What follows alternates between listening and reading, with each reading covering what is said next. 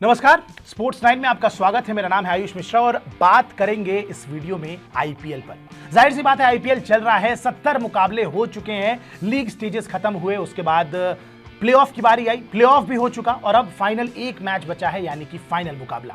लेकिन कुछ टीमें रहीं इस पूरे सीजन में जिन्होंने 14 मुकाबले अपने हिस्से के खेले और कुछ टीमों ने नाम किया, कुछ टीमों ने नाम नहीं किया। उनका बड़ा लंबा चौड़ा इतिहास भी है, इसीलिए कुछ टीमें ऐसी थीं जिन्होंने हाईलाइट अपनी तरफ आकर्षित की, फिर चाहे वो अच्छे रीजन के लिए हो या खराब रीजन के लिए हो। और इन्हीं टीमों पर आज इस वीडियो में हम चर्चा करेंगे कि उनका पूरा सीजन किस तरीके का रहा, क्या स्ट्रेटेजी सही थी और क्या उनके लिए वर्क नहीं कर पाया। दीपेश लंबे चौड़े मेरे साथ हैं और दीपेश के साथ हम चर्चा करेंगे टीमों पे। लेकिन सबसे पहले दीपेश, बात उस टीम से शुरू करते हैं जिस टीम ने सबसे पहले फाइनल में जगह बनाई। नाम है कोलकाता नाइट राइडर्स का। कोलकाता नाइट राइडर्स में ऐसा क्या बदल गया दीपेश? पहला सवाल तो मेरा यही होगा, गौतम गंभीर के आने से क्या इतनी चीजें बदल जाती है? मतलब एक आदमी के आने से आपके पूरा माइंडसेट बदल जाता है। और दूसरा सवाल इसी में एड ऑन ये रहेगा कि क्या सारी क्रेडिट जो है वो गौतम गंभीर को मिलनी चाहिए, श्रेयस अय्यर के यहाँ कुछ नहीं? नहीं, ये क्रेडिट वाली बात देखो, खेल में ना, जहाँ आप एक टीम गेम खेल रहे हो जिसमें 11-12 खिलाड़ी हैं आपकी टीम में, एक पूरा स्क्वाड मिलके खेल रहा है, किसी चीज़ को अचीव करने की कोशिश कर रहा है, वहाँ किसी इकलौते खिलाड़ी को, मेंटोर को, कैप्टन को क्रेडिट देना ये इस देश में छोड़ना पड़ेगा। और सबसे बड़ी बात यह है, गौतम गंभीर खुद इसके अगेंस्ट में, हमने कई सालों से इसका उदाहरण देखा है, बताने की यहाँ ज़रूरत नहीं है कि मैं किस और बात कर रहा हूँ। लेकिन फिर भी आपने बहुत ही अच्छा सवाल पूछा कि क्या गौतम गंभीर ही इसके लिए बहुत हद तक जिम्मेदार हैं? तो बिल्कुल, क्योंकि खेल में आपका क्या होता है ना, मेनली जो सारी बात होती है ना, वो मेंटेलिटी की होती है। वो एक जो कहीं ना कहीं आप में वो कर गुजरने की जो क्षमता होती है उस पर होती है। पोटेंशियल सबके पास है, 10 टीमों में से कोई भी आप एक टीम निकाल के ना यहाँ बता नहीं सकते कि ये टीम ऐसी थी जो बहुत खराब थी या शुरू से इसके प्लेयर्स आप देखोगे बड़ी बेकार है। आरसीबी की अगर हम आगे बात करेंगे तो आप एक बात देखिए, हार रही थी, 10वें नंबर पर थी, उसके बाद से मेंटेलिटी की वजह से ही प्ले ऑफ तक पहुंच गई, सबको पीछे करते हुए। सेम केकेआर के साथ है, पिछले सीजन तक इस टीम का कोई बहुत बड़ा नाम नहीं था, कोई बहुत अच्छा प्रदर्शन नहीं था, 10वें नंबर पे खत्म किया था, कैप्टन भी वही था, सब कुछ वही था, सब कुछ वैसे ही चलता आ रहा था। लेकिन आते हैं गौतम गंभीर इस टीम के साथ और मेंटेलिटी है जो है वो पूरी तरीके से बदल जाती है। क्या अलग है? मतलब गौतम गंभीर क्या नया लेके आ जाते हैं, मतलब जो बाकी लोग नहीं ले पाते? भाई खिलाड़ी वही, जीत मैनेजमेंट वही मंजूर नहीं है। मेरा जितना मानना है ना, जितना मैंने उनको इंटरव्यूज में सुना है, जितनी उनकी बातचीत सुनी है, उनको जीत से कम कुछ मंजूर नहीं है। और पर्सनल चीजों को वो साइड में रख के कोई भी काम करते हैं ना, उनके लिए कोई रिकॉर्ड मैटर करती। टीम फर्स्ट, हाँ, टीम फर्स्ट वो है भी। आप अपने देश के सबसे बड़े सुपरस्टार बल्लेबाज के से लड़ जा रहे हैं एक आईपीएल में एक अफगानिस्तान के प्लेयर के लिए, तो ये दिखाता है मतलब टीम फर्स्ट यूनिटी बना के रखते हैं, ये चीज हमने देखी। और खिलाड़ियों से सबसे जो महत्वपूर्ण चीज है गौतम गंभीर के साथ वो ये है कि उनका बेस्ट निकलवाना जानते हैं। और शायद केकेआर की टीम इसीलिए आज इतना ऊपर है। बेस्ट निकलवाने के लिए मैं सबसे बड़ा एग्जांपल आपको दे दूं, सुनील नरेन इसी टीम में इतने साल से गए तो नहीं थे, लेकिन कुछ नहीं कर पा रहे थे। अब बात आती है गौतम गंभीर आते हैं, वापस ओपनिंग की पोजीशन पर उनको भेजते हैं, वहां उनसे उनका बेस्ट निकलवाते हैं। फिल सॉल्ट कोई खरीद भी ना रहा था, बेस प्राइस पे खरीदा गया, केकेआर ने खूब उनका यूज किया, फाइनल तक पहुंच गई टीम। श्रेयस अय्यर, यही वही इंटेंट की बात आती है, लगातार थोड़ा सा फंबल कर रहे थे, अच्छा नहीं खेल पा रहे थे, लेकिन अब उनको भी देख लीजिए। बात आप चाहे वरुण चक्रवर्ती की कर लीजिए, आंद्रे रसल तो खैर एवरग्रीन, कुल मिला के दीपेश मुझे लगता है कंप्लीट टीम। गौतम गंभीर ने उस कंप्लीट टीम को जो उसका पोटेंशियल है वो निकलवाने में ज्यादा मदद। मतलब मेरा दीपेश मानना यही है कि इस टीम का जो एडवांटेज है, जैसे आप टॉप रन स्कोरर्स में आप देखिए, ऑरेंज कैप की रेस हम देखते हैं, एक्साइटिंग होता है, फैंस को भी मजा आता है। पर्पल कैप की रेस हम देखते हैं, वहां पे आप देखिए कोलकाता का कोई भी बहुत ऊंचा बल्लेबाज नहीं नजर आएगा जो इसने 700-600 रन बना दिए हो, या गेंदबाजी में भी कोई ऐसा नहीं समझ में आएगा गेंदबाज आपको जिसने 20-25। लेकिन इस टीम के पास 5 गेंदबाज हैं दीपेश। मिचेल स्टार्क के भी 15 के आसपास विकटें हैं, आंद्रे रसल की 15 से ज्यादा विकटें हैं, वरुण चक्रवर्ती की हैं, सुनील नरेन की हैं, हर्षित राणा की हैं। 5 गेंदबाज जिन्होंने 15+ विकटें ली हैं, that makes you a good bowling unit. Again बल्लेबाजी में आते हैं, इस टीम के पास 500-700 रन वाले खिलाड़ी नहीं है, लेकिन सुनील नरेन है जो 500 के आसपास हैं, फिल सॉल्ट 500 के आसपास हैं, श्रेयस अय्यर ने भी 250-300 रन बना दिए, वेंकटेश अय्यर ने 250-300 बना दिए, अंगकृष्ण रघुवंशी को मौका मिला, उन्होंने भी बेसिक पारियां खेली अपने लेवल की। तो कहीं ना कहीं इस टीम ने जो सबसे अच्छा काम इस सीजन किया है, मुझे लगता है कि कंप्लीट टीम, हम बार बार क्यों कह रहे हैं कि हर खिलाड़ी को अपने रोल में क्लैरिटी दी है, और शायद गौतम गंभीर के आने से यही क्लियर हुआ है, क्योंकि खिलाड़ी यही थे, मैनेजमेंट यही था, लेकिन एक मेंटोर के आने से शायद खिलाड़ियों को अपना रोल बेहतर पता चल गया है। दिस इज माय वर्क, मुझे इस ओवर में ये काम करना है, मुझे इस समय पे गेंदबाजी करनी है। वो जब थॉट क्लैरिटी आपको आ जाती है, आप टू साइडेड नहीं होते हैं, तो शायद वो परफॉर्मेंसेस बिल्कुल नजर आती है। मतलब आप सोचिए दीपेश, 2 मैच इस टीम के रद्द हो गया बारिश की वजह से। बावजूद इसके 9 मैच टीम ने जीते हैं, 3 बार केवल पूरे सीजन में टीम को हार नसीब हुई है। मतलब दीपेश ने जो स्टार्टिंग में बात कही कि लेवल सबके निकलेंगे, लेकिन निकलेंगे उसी के जो खड़ा रहेगा। और दिक्कत यह है कि लेवल हर टीम के पास पोटेंशियल है, लेकिन ऊपर कौन जाएगा? जो कंसिस्टेंसी दिखाएगा, और कंसिस्टेंसी इस पूरे सीजन में कोलकाता की टीम ने दिखाई है। तो कमाल का सीजन रहा इस टीम का, और बिल्कुल इस टीम पे मतलब मैं तो इसको प्रबल दावेदार भी मान रहा हूं। इनफैक्ट फाइनल का एसआरएच से फाइनल होना है। अब बात दूसरे फाइनलिस्ट की कर लेते हैं दीपेश, एसआरएच पे आते हैं। 250 के ऊपर 3-3 बार रन जब बनाते हैं तो इतने बना देते हैं कि मतलब कोई पीछा ही नहीं कर सकता है। 6 ही ओवर में मुकाबला खत्म, आप पीछा ही करते रह जाते हैं। लेकिन जब रन नहीं बनते हैं और कुछ मार्की प्लेयर्स हैं, की प्लेयर्स हैं इस टीम में, अगर वो नहीं चले तो टीम बिल्कुल पूरी तरीके से धराशायी, पूरी फ्लॉप और एकदम से साधारण ऑर्डिनरी टीम नजर आने लगती है। तो मतलब ये एक कुछ खिलाड़ियों पे डिपेंडेंट रहना कितना फायदा देगा इस टीम को आगे चल के, और स्पेशली इस फाइनल को लुक आफ्टर करें तो। भाई इनकी कहानी वही है, चले तो चांद तक और ना चले तो शाम तक, वही वाला इनकी कहानी रही है। तो ये इनके साथ है थोड़ा सा। और see this is the major difference जहां आप बात करते हो पूरी टीम के एफर्ट की और इंडिविजुअल परफॉर्मेंसेस की, चाहे बात केकेआर की हो या फिर एसआरएच की हो। बहुत ज़्यादा नाम नहीं देखोगे ऑरेंज कैप की लिस्ट में टॉप करते हुए, या बहुत ज़्यादा एक बॉलर को डोमिनेट करते हुए नहीं देखोगे, जैसा मुंबई की टीम के साथ था, या फिर आरसीबी की तरफ से विराट हैं, रन ही रन बनाए जा रहे हैं। बिल्कुल, जब टीम परफॉर्म करेगी ना तो आपको ऑरेंज कैप की लिस्ट में उनके बहुत ज़्यादा बल्लेबाज नहीं दिखेंगे। छक्कों की लाइन में उनको बहुत ज़्यादा बल्लेबाजों के नाम आप नहीं देखोगे। बॉलिंग लाइन अपने आप पर्पल कैप की लिस्ट में बहुत ज़्यादा नाम देखोगे। उसके लिए मेरे पास एक बहुत बेहतरीन एग्जाम्पल है, थोड़ा बुरा लग जाएगा आपको लेकिन फिर भी देना बहुत जरूरी है। 2023 का वर्ल्ड कप ऑस्ट्रेलियन टीम ने जीता, ना तो कोई टॉप स्कोरर उनकी टीम का था। सबसे ज्यादा सिक्सेस रोहित शर्मा ने लगाए थे, if I am not wrong, catches KL Rahul ने पकड़े थे, और बॉलिंग में सबसे ज्यादा विकेटें मोहम्मद शमी के थे।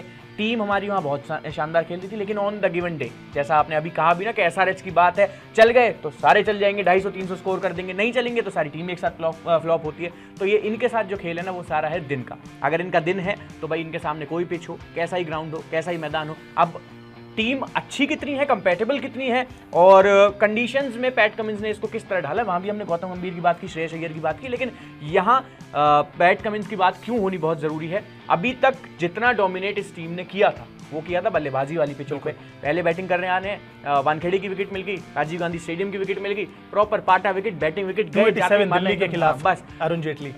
तो ये कौन भूल सकता है ये चीजें। और आरसीबी को उन्होंने मारा, मुंबई को उन्होंने मारा, जो सामने आता गया सब पे उन्होंने हमला बोला। लेकिन अब इनकी एक कमजोरी निकल के सामने आती है कि ये टीम भाई चेज करने में थोड़ी सी कमजोर है, या फिर अगर थोड़ा सा गेंदबाजों को मदद मिल जाए दूसरी टीम के तो इनसे बल्लेबाजी होती नहीं है। लेकिन अब आप देखो क्वालिफायर 2 राजस्थान के अगेंस्ट से खेले, स्पिन डिपार्टमेंट उनसे ज्यादा वीक, फास्ट बॉलिंग को इतनी ज्यादा स्ट्रॉन्ग नहीं जितना उनके पास ट्रेंट बोल्ट है, आवेश खान फॉर्म में थे, अश्विन हैं, युजवेंद्र चहल हैं, शर्मा है, बहुत अच्छी खासी लाइनअप है उनके पास। लेकिन फिर भी आपने पैट कमिंस ने यूज किया अभिषेक शर्मा को, शाहबाज नदीम का उनका किस तरह यहाँ पे यूज किया। ये चीज दिखाती है कि उनका कप्तान स्थिति जो होती है, जो पिच कंडीशंस हैं या फिर जो जितना भी माहौल है उसे परखने में कितना तेज है। यही चीज हम बार बार वर्ल्ड कप फाइनल के समय पे कह रहे थे। इंडिया के साथ सब कुछ था, फैन सपोर्ट था, टीम उससे ज्यादा अच्छी फॉर्म में हो नहीं सकती थी, और सबसे बड़ी बात वही, इंडिया की बेस्ट टीम को ऑस्ट्रेलिया की वर्स्ट पॉसिबल 11 ने वहां हरा दिया, जस्ट बिकॉज उन्होंने कंडीशंस को अच्छा रीड किया, उस तरह से अपने आप को ढाला। एक गेम उनका पक्का है, अगर बैटिंग विकेट मिलती है तो फिर सामने कोई भी हो, केकेआर हो चाहे कोई भी हो, मैं तो ये मानता हूं। लेकिन हाँ, अब जब से मैंने क्वालिफायर 2 में उनका गेम देखा है, कंडीशंस को पैट कमिंस बहुत अच्छे से यूज करते हैं, और जब लीडिंग फ्रॉम द फ्रंट की बात आती है तो खुद भी सामने आते हैं चल के, और ये चीज अच्छी है इस टीम के साथ। और शायद जैसा आपने केकेआर को जरूर आप ऐसा सोच रहे होंगे कि केकेआर बहुत बड़ी दावेदार है, लेकिन जब एसआरएच की टीम की बात आएगी तो भाई on the given day PAT Cummins को हल्के में लेना सबसे बड़ी गलती होती है। हम एक बार पहले ले चुके हैं, उसका खामियाजा हमारे देश की टीम ने भुगता है। आईपीएल में गौतम गंभीर ऐसा ना करें तो ज्यादा बेहतर रहेगा। बिल्कुल ज्यादा बेहतर रहेगा। और देखिए मतलब गौतम गंभीर बिल्कुल उस चीज को ज्यादा नहीं देखना चाहेंगे, लेकिन बात यह है कि ऑस्ट्रेलियंस को आप डिनाई कभी भी नहीं कर सकते, राइट ऑफ नहीं कर सकते, पूरी तरीके से ये बात समझ में आ जाती है। लेकिन अब मैं आता हूं अगली टीम पे। तो ये थी बात दूसरी फाइनलिस्ट यानी कि सनराइजर हैदराबाद की टीम थी। मतलब कमाल की दोनों टीमें रहीं जिनकी हमने बातें की, फाइनल में भी पहुंच चुकी है। लेकिन अब बात दीपेश एक और टीम की, उस टीम की जिसके लिए ये पूरा टूर्नामेंट ना 2 हिस्से का रहा, और एक डायलॉग था जो इस टीम का बहुत ज्यादा वायरल हुआ सोशल मीडिया पे, बहुत लोगों ने उसको फॉरवर्ड किया, शेयर किया। वो डायलॉग ये था कि भाई कभी कभी 1% चांस भी अगर आपका होता है ना तो वो 1% भी मोर देन इनफ होता है। ये डायलॉग था श्री 1008 विराट कोहली जी महाराज का। आप सब जानते होंगे, इंट्रोडक्शन की जरूरत बिल्कुल नहीं है। विराट कोहली का ये डायलॉग दीपेश इतना पॉपुलर होता है, और जहां से ही विराट का ये डायलॉग पॉपुलर होता है उसके बाद से पहले 8 मैचेस में 1 जीत 7 हार, उसके बाद 6 मैचेस बचे हैं, आपको लगातार 6 के 6 मैचेस जीतने हैं और तभी शायद आपका प्लेऑफ में चांस बनेगा।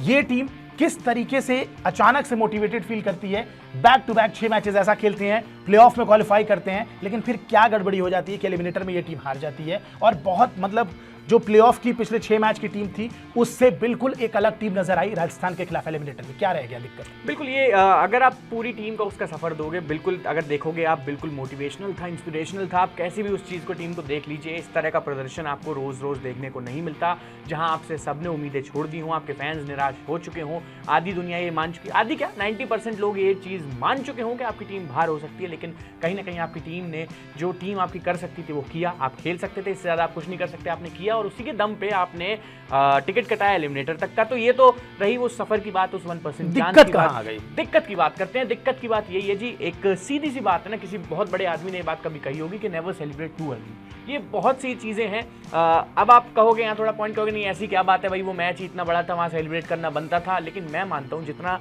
मैंने उस मैच को देखा, क्योंकि मैं आरसीबी का बहुत बड़ा फैन हूँ। किस मैच की बात कर रहे हैं आप? वही बता रहा हूँ, मैं आरसीबी की टीम का बहुत बड़ा फैन हूँ, उस टीम को जानता हूँ, पहचानता हूँ। खुद विराट कोहली को बहुत सालों से फॉलो कर रहा हूँ, चाहे बात कवर करने की हो या उससे पहले उनका गेम देखने की हो।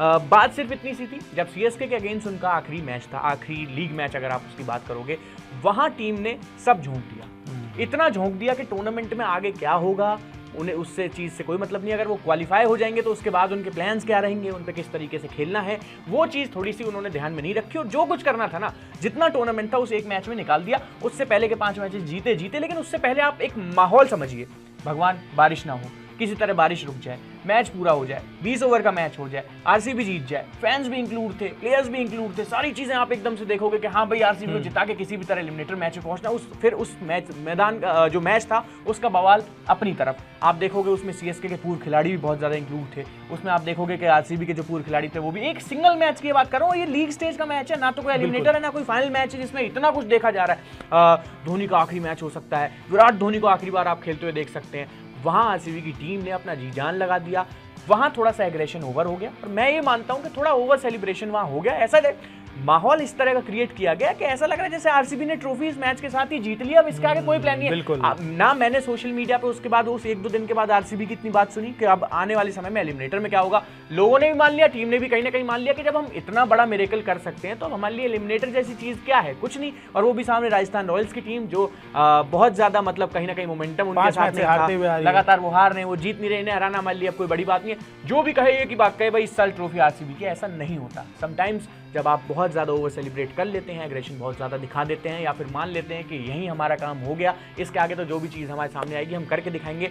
सीएसके के मैच तक उनके दिमाग में एक चीज़ थी कि अगर हम खेलेंगे, जो चीज़ हमारे हाथ में है वो हम करेंगे, हमारे प्लान्स अगर स्टिक करते हैं तो हम लोग जीतेंगे। लेकिन एलिमिनेटर मैच में ऐसा कुछ भी देखने को मिला नहीं। एग्जाम्पल मेरे पास इसके लिए एक बहुत अच्छा है, एक नहीं 2-3 एग्जाम्पल मेरे पास ऐसे हैं, शायद थोड़ा आपको बुरा लग जाए लेकिन फिर भी।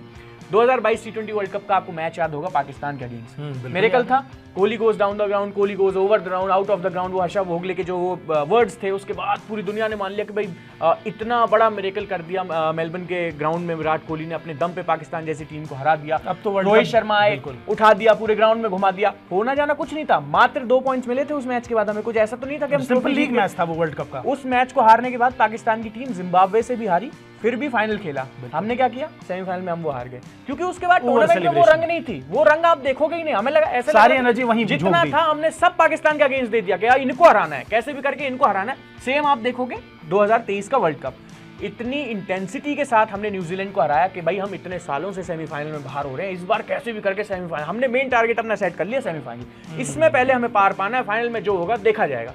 फाइनल सेमीफाइनल में पूरी इंटेंसिटी लगा दी, शमी 7 विकेट ले लेते हैं, कोहली सेंचुरी कर देते हैं, श्रेयस अय्यर सेंचुरी कर देते हैं, सबने मारा, सबने मान लिया कि बस वर्ल्ड कप भारत का है। रोहित शर्मा ने मारा, शुभमन गिल ने मारा, सबने अपना काम किया। लेकिन जब बात आई फाइनल मैच की तो वहां प्लान्स किसके बैठे थे, ऑस्ट्रेलियन टीम के ऑन द गिवन डे। लगातार ये बात होती है कि इंडिया की सबसे बेस्ट टीम थी जो वर्ल्ड कप फाइनल हारी, और ऑस्ट्रेलिया की इतनी अच्छी टीम नहीं थी, उसने फिर भी हरा दिया। लेकिन फिर वही बात आती है प्लान्स की। ऑस्ट्रेलिया का निशाना था वो ट्रॉफी। ऑस्ट्रेलिया जीतना चाहती थी वो ट्रॉफी जो वो लगातार करते आए हैं इतने साल से, और हमारे पास क्या था, हमारे पास सिर्फ था एक सेमीफाइनल मैच जिसको हमने जीत के हम बहुत सालों के बाद फाइनल में पहुंचे थे 2011 के बाद। यही दिक्कत सिंपली, बड़ा सिंपल तरीके से मैं आपको समझा दूं कि यही दिक्कत हुई है आरसीबी की टीम के साथ। आपने इतना मान लिया सीएसके वाले मैच को कि हमने एक इतनी बड़ी टीम को फाइनल एलिमिनेटर में जाने से रोक लिया, प्लेऑफ में जाने से रोक लिया, हमने तो मिरेकल कर दिया, हम 1% चांस।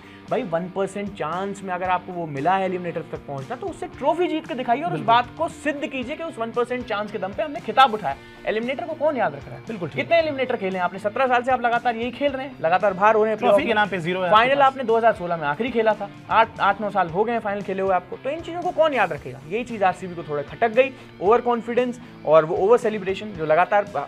मैं कोई इस चीज़ के उसमें नहीं पढ़ूंगा कि सीएसके बेटर खेलती है, उसके पास 5 खिताब है जो उनके प्लेयर्स कर रहे हैं, this is not the standard, but still मैं भी ये बात मानता हूं कि इतना सेलिब्रेशन हो गया, मान लिया कि यही हमारा तो टूर्नामेंट है जी, जो कुछ अचीव करना, और तारीफ भी इसी चीज पे हो रही है। मैं नहीं समझता क्यों आरसीबी की इस चीज पर तारीफ हो रही है, होनी नहीं चाहिए इस चीज पे। बिल्कुल ठीक बात है, बिल्कुल एब्सोल्युटली, मतलब मैं भी इस बात को मानूंगा। 17 सीजन बीत गए, ट्रॉफी के नाम पे आपके पास शून्य है, और लेटेस्ट एग्जांपल भी आपको जो दिया जाता है वो 2016 का दिया जाता है। मतलब उस एग्जांपल को भी बहुत साल हो गए हैं, अब एटलीस्ट एग्जांपल ही नया ले आ दीजिए। ट्रॉफी भले ना जीतिए, कम से कम सीजन के फाइनल में पहुंचने की कोशिश करते। और देखिए बिल्कुल सही बात है, संघर्ष कोई नहीं याद रखता है, सबको सक्सेसफुल इंसान चाहिए, किसी को बना हुआ इंसान चाहिए, बनता हुआ इंसान किसी को पसंद नहीं आता है। और आरसीबी की हालत कुछ वैसी ही थी। मतलब इस संघर्ष का फायदा क्या हुआ? लगातार 6 मैच जीत के प्लेऑफ में 1% चांस को 100% बनाने का फायदा क्या हुआ? नंबर 10 से नंबर 4 पे पहुंचने का फायदा क्या हुआ? अगर आप एलिमिनेटर में हार गए, अगर ट्रॉफी जीतते तो शायद ये greatest comebacks of all time हो जाता क्रिकेट के इतिहास में।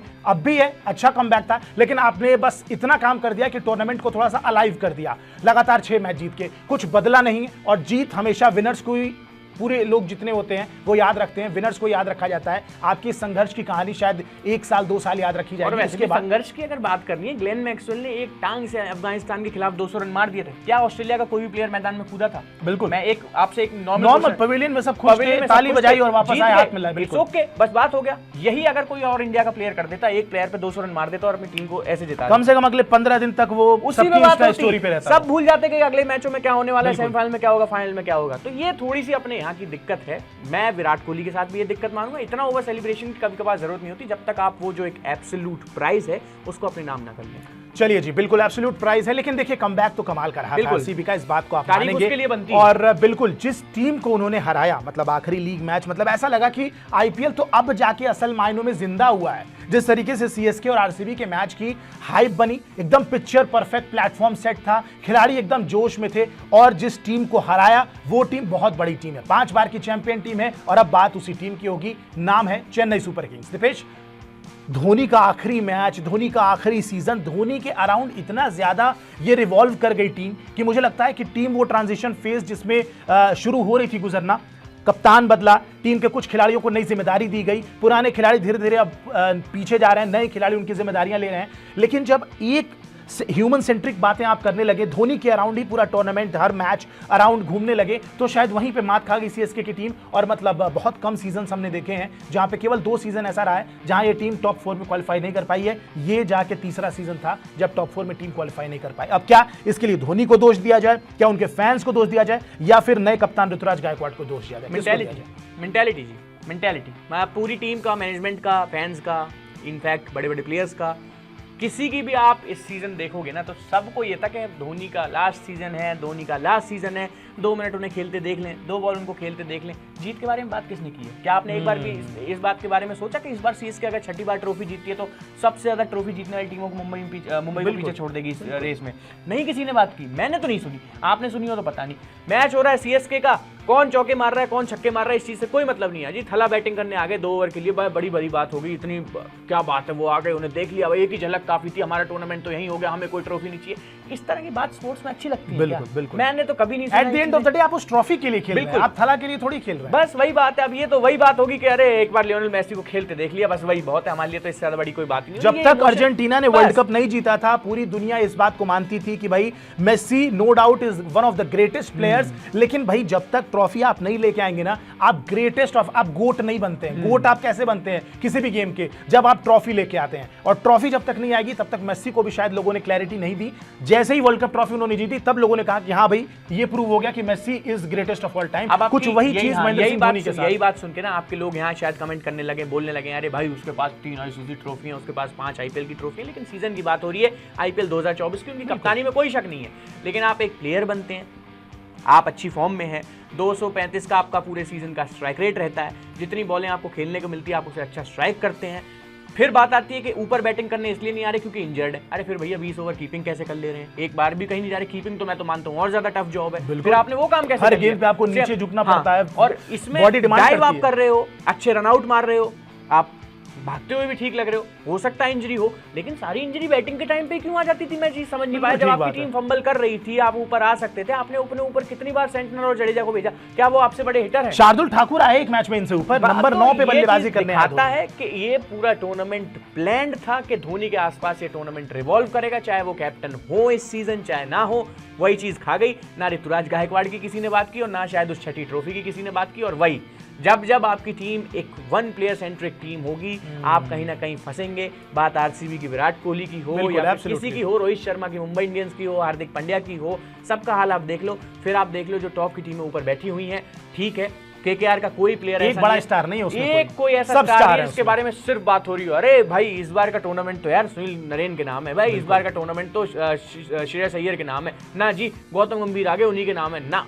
कितने प्लेयर हैं आप उनके नाम गिनते जाइए, फिल सॉल्ट से लेके नीचे हर मैच में अलग मैच विनर निकल के। अंकुश रघुवंशी ने आपके लिए मैच जिताए भाई, उस लड़के का नाम आपने कितने लोगों ने सुना था इस आईपीएल से पहले। तो ये चीजें दिखाती हैं कि एक टीम गेम क्या होता है और एक प्लेयर सेंट्रिक गेम क्या होता है। और जहां टीम गेम होता है, जहां टीम खेल रही होती है, वहां बात टीम की होनी चाहिए। गौतम गंभीर लगातार ये बात कहते हैं, जब आपकी टीम खेल रही हो टीम परफॉर्म करेगी, जब तक एक टीम का अपने साथ परफॉर्मेंस नहीं आएगा आपको कामयाबी नहीं मिलेगी। भले ही 5 बार आपने खिताब जीता हो, लेकिन इस बार आपने एग्जाम्पल जो सेट किया है वो कुछ वैसा ही किया जैसा 17 साल से आरसीबी करती हुई आ रही है। बिल्कुल जी, करते हुए आ रही है। लेकिन एक टीम थी दीपेश, उसकी बात अब करनी जरूरी है। वो एक ही टीम थी लेकिन टीम के अंदर 2 अलग अलग टीमें थी। कुछ ऐसा नजर आया ऑन फील्ड बिल्कुल, और दर्शकों को दिखा, और ना सिर्फ दिखा, इसमें बिल्कुल कहते हैं ना कि आग लगी है तो कहीं ना कहीं चिंगारी तो जरूर सुलगी होगी तभी आग लगी है। ऐसे ही हवा में बातें नहीं होती हैं। बात हो रही है मुंबई इंडियंस की। मुंबई इंडियंस एक ऐसी टीम, 5 बार की चैंपियन टीम, बहुत रिच हिस्ट्री इस टीम की, बहुत बड़ा कप्तान है, 10 सीजन 11 सीजन कप्तानी की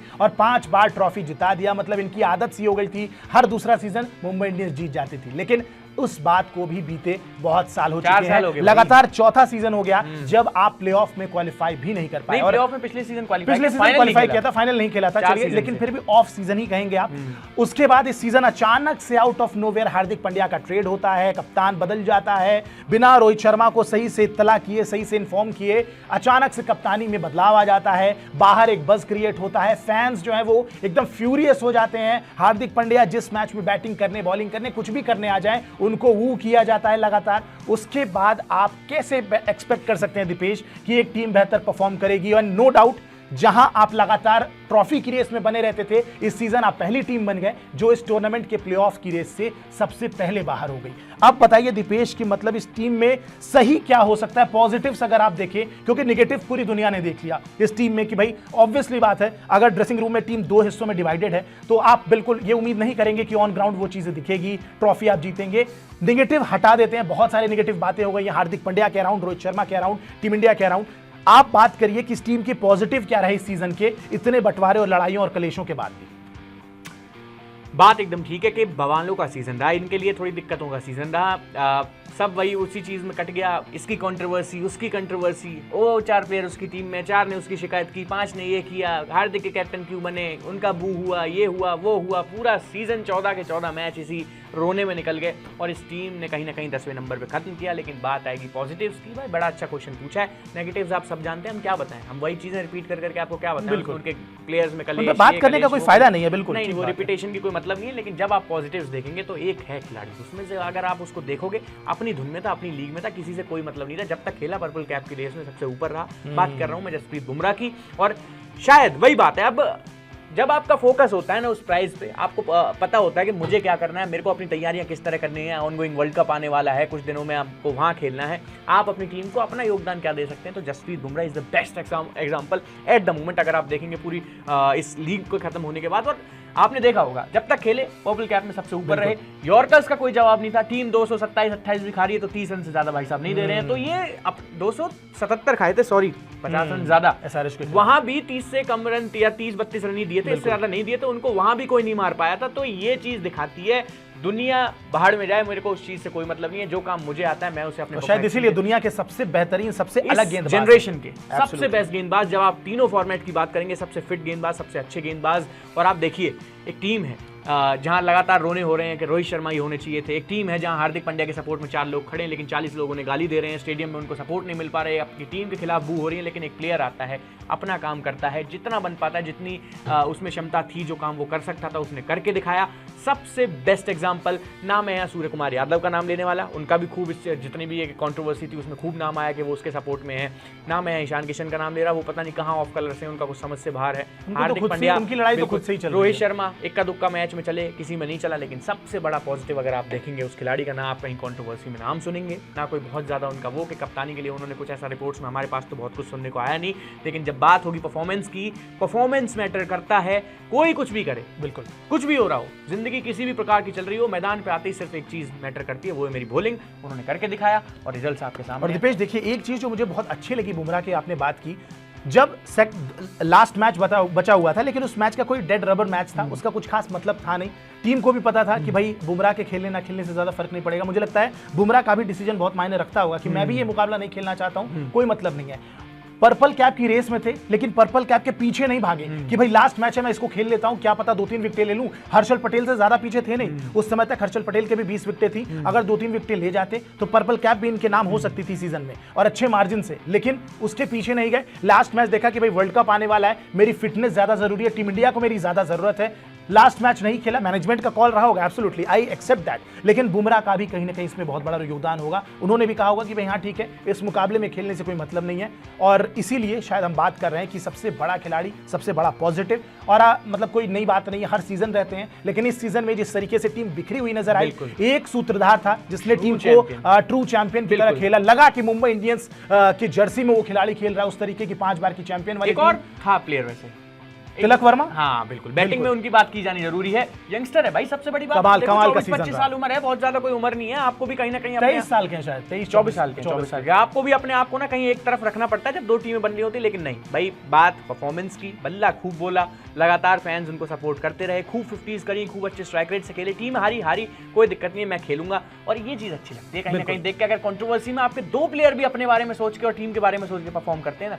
तो वो चीज अच्छी होती है। तिलक वर्मा और जसप्रीत बुमराह ने खूब करके दिखाया, और मुझे लगता है कि ये जो परफॉर्मेंस तिलक वर्मा ने की है ना, शायद ये परफॉर्मेंस के बाद उन्होंने मजबूर किया है, क्योंकि देखिए अगले साल आईपीएल 2025 में ऑक्शन होना है, वो भी मेगा ऑक्शन, तो जो 5 रिटेंशन होंगी, और रिटेंशन ऑब्वियस सी बात है, आप देखिए उम्र को देख के करते हैं, फॉर्म को देख के करते हैं, तो वो 5 रिटेंशन में एक बहुत बड़ा नाम, मुझे लगता है मैं उनको कंटेंडर मान रहा हूं रिटेन करने वाला, बहुत बड़े लेफ्ट हैंडर है, मैच विनर है, मुझे लगता है लंबे समय तक सर्व कर सकते हैं, उम्र उनके साथ है, फॉर्म उनके साथ है, सब कुछ उनके साथ है। आईपीएल 2025 में इतने मैच्योर खिलाड़ी को बिल्कुल आप रिटेन करना चाहेंगे। हालांकि मुंबई इंडियंस में बहुत बड़े बड़े स्टार्स अब बन चुके हैं, लेकिन फिर भी एनीवेज देखते हैं कि क्या होता है आईपीएल 2025 के रिटेंशन में। लेकिन ये सीजन मुझे लगता है कि एक रिकॉर्ड भी बना, 10 हार अब तक नहीं आई थी। 2022 के सीजन में 10 मैचेस मुंबई की टीम हारी थी, और ये सीजन भी कहीं ना कहीं ऐसा ही था जो फैंस और टीम दोनों भूलना चाहेगी। नेक्स्ट ईयर से एक नई शुरुआत टीम करने की पूरी कोशिश करेगी। चलिए अगली टीम पे दीपेश बात करते हैं। मतलब एक ऐसी टीम थी जो अगर आप half time of the tournament की बात करें या फिर चलिए 10 मैचेस तक की बात करें,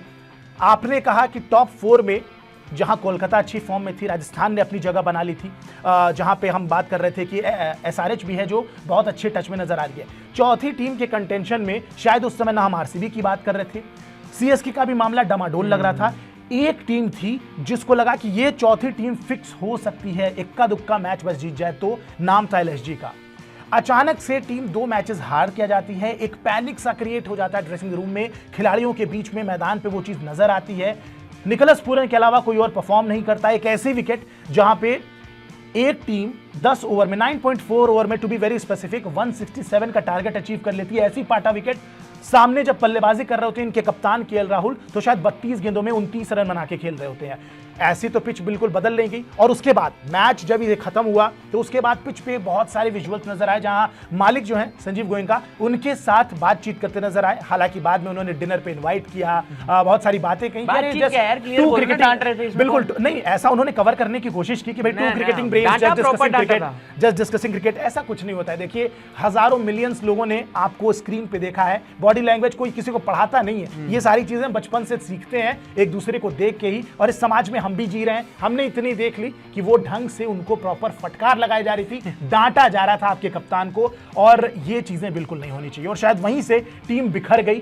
सबसे स्ट्रॉन्गेस्ट कंटेंडर जो चौथे पॉइंट पे जा सकते थे, चौथी पोजीशन के, मुझे लगता है वहां से टीम बिल्कुल उसके पहले ही बिखर गई थी, लेकिन उसके बाद वो ताबूत में आखिरी कील वाली बात हो गई, वो विजुअल डिफेंसिव अप्रोच और सेल्फिश मेंटालिटी। सीधी सी बात ये आप अपने चक्कर में टीम का मामला खराब नहीं कर सकते। वो चीज़ की है केएल राहुल ने। मैं बताता हूँ, इसका बड़ा सिंपल सी बात है। जब तक वर्ल्ड कप में जाने की बात थी, रन्स भी आ रहे थे, स्ट्राइक रेट भी ठीक ठाक था, 140 जब तक कोशिश यही थी कि भाई मेरे को किसी तरीके से ना उसमें जगह बनानी है। आईपीएल को आप एक सूत्रधार बना के वर्ल्ड कप की टीम में एंट्री लेना चाहते हैं, कहां से मतलब एक टीम आप एक टीम के कैप्टन है, ये चीज ना कहीं आप पे अच्छी नहीं लगती, और यही काम उन्होंने किया है। और जैसे ही टीम का अनाउंसमेंट होता है, टीम इंडिया अनाउंस होती है, वहां से फिर आप केएल राहुल का परफॉर्मेंस देखिए। विकेट कीपिंग भी नहीं की उसके उस मैच में। और आप एक बात कीजिए, एनसीए से आप निकल के आते हैं, वहां आपको कहा जाता है कि अब अगले 4-5 मैच तक विकेट कीपिंग मत करना, पहले पूरी तरीके से फिट हो जाओ। अपने आप को रिस्क में डाल के क्विंटन डिकॉक को भेजते हो डीप में फील्डिंग करने, खुद आ जाते हो कीपिंग करने, और रन भी उसी तरीके से बनाते हो कि 40 रन किसी तरह बना लो, जिससे नजरों में बना रहा हूं। जबकि पार्ट टाइम विकेट कीपर आप हो, वो फुल टाइम विकेट कीपर है, चाहे साउथ अफ्रीका की बात करें या दुनिया की किसी भी लीग में।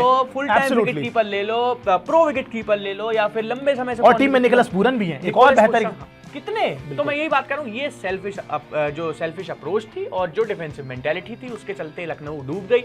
कोई नहीं है, इसका सबसे बड़ा जिम्मेदार है केएल राहुल। वो डांटना ठीक नहीं था इतने बड़े प्लेयर को मैदान में, लेकिन जो बात है वो तो है भाई, मानी जाएगी, गलती उन्हीं की थी पूरी तरीके से। एक इस तरह की कप्तानी थी, मुझे तो समझ नहीं आई। आप टीम का जो लंका है वो खुद ही लगा दे रहे हो, तो बाकी आप 11-12 खिलाड़ियों से क्या एक्सपेक्ट करोगे। और इसमें कोई बहुत बड़ी बात भी नहीं है कि अगले सीजन से पहले ड्रॉप कर दिया जाए, किसी और टीम में वो चले जाए। काम उन्होंने ऐसा किया। केएल राहुल रहेंगे अगले सीजन टीम में? नहीं, ये तो रिपोर्ट्स में सीधी बात सामने आ भी गई है कि वो दूसरी टीम कोई ना कोई पकड़ेंगे।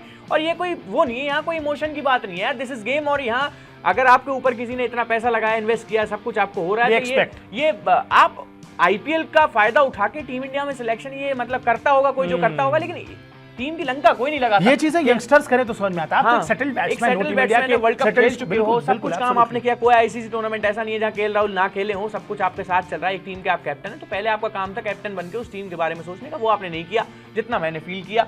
और जब नाम गया, सेम हुआ मार्कस स्टोइनिस के साथ, एक आध मैच में चले, खैर उनका नेचर ही वैसा है, किसी मैच में चलेंगे, किसी में नहीं चलेंगे, चलेंगे तो अकेले जिता देंगे।